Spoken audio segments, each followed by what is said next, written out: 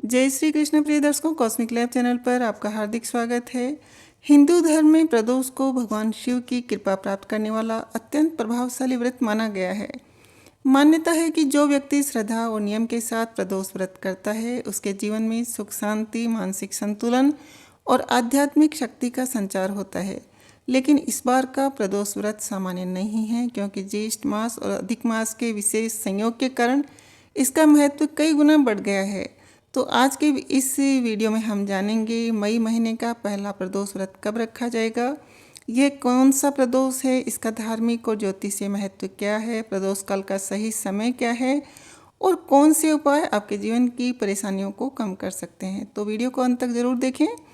देखिए दर्शकों, इस बार ज्येष्ठ मास के कृष्ण पक्ष की त्रयोदशी तिथि 14 मई को सुबह 11:21 से प्रारंभ हो रही है और 15 मई की सुबह लगभग 8:31 तक रहने वाली है।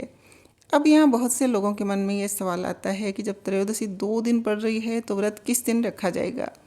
दरअसल प्रदोष व्रत हमेशा उस दिन माना जाता है जिस दिन प्रदोष काल में त्रयोदशी तिथि विद्यमान हो। इसलिए इस बार प्रदोष व्रत 14 मई गुरुवार को रखा जाएगा और यह होगा गुरु प्रदोष व्रत। गुरुवार का दिन देवगुरु बृहस्पति से जुड़ा हुआ माना जाता है। ऐसे में इस दिन भगवान शिव और गुरु तत्व दोनों की ऊर्जा का विशेष प्रभाव देखने को मिलता है।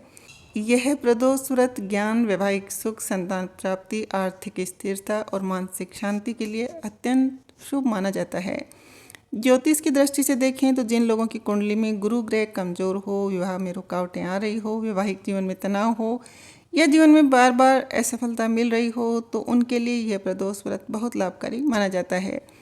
अब बात करते हैं इस दिन के महत्वपूर्ण समय की। ब्रह्म मुहूर्त रहेगा सुबह 4:13 से 5:01 के बीच में।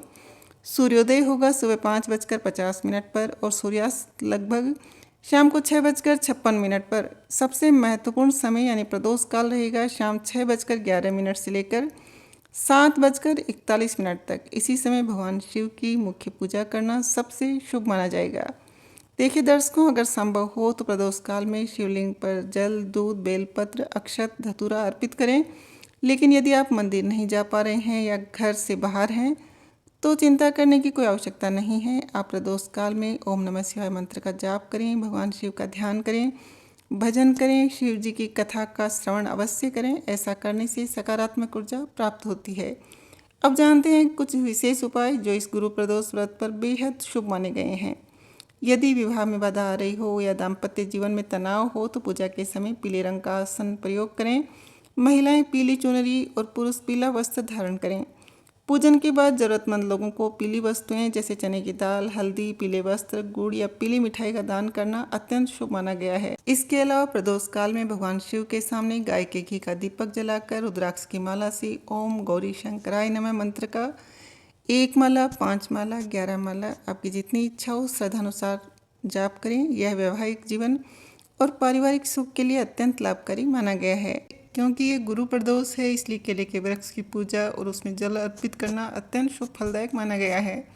मान्यता है कि इससे गुरु दोष शांत होता है और जीवन में स्थिरता आती है।